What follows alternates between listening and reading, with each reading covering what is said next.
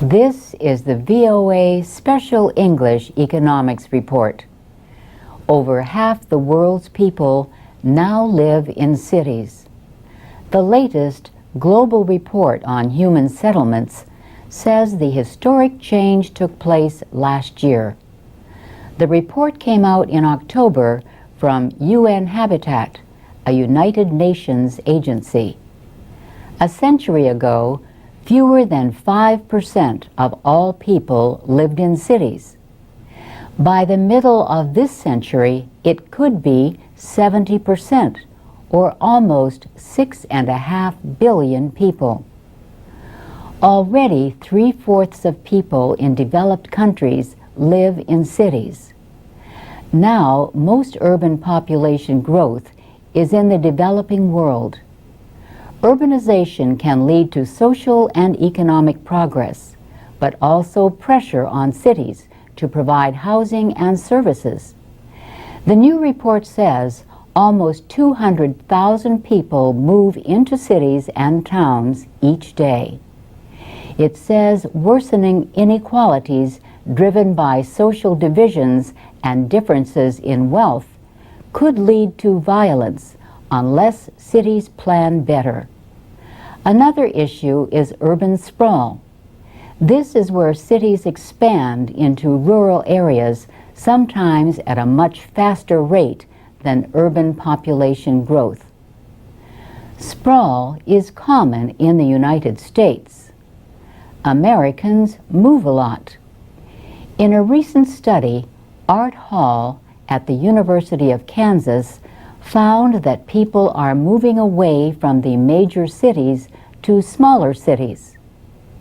He sees a trend toward deurbanization across America. But urban economies still provide possibilities that rural areas do not. Sabina Dietrich at the University of Pittsburgh in Pennsylvania is an expert on cities. She notes that urbanization brings social change that can empower women. Sabina Dietrich has closely studied Pittsburgh from the loss of its main industry, steel, to its rebirth as a smaller city with different industries.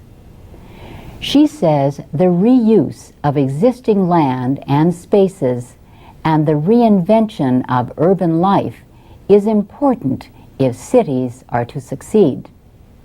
Professor Dietrich notes that a city's ability to educate and train its people is important to jobs and new industries, even new industries based on old ideas. Around the world, people leave rural farm jobs to go to the city.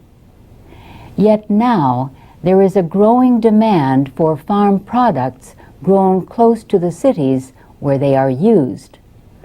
Urban farming is taking hold in some of the world's biggest cities. Sabina Dietrich says studies show that urban farming is one area where women can earn more than men do. And that's the VOA Special English Economics Report, written by Mario Ritter. You can comment on our reports at voaspecialenglish.com.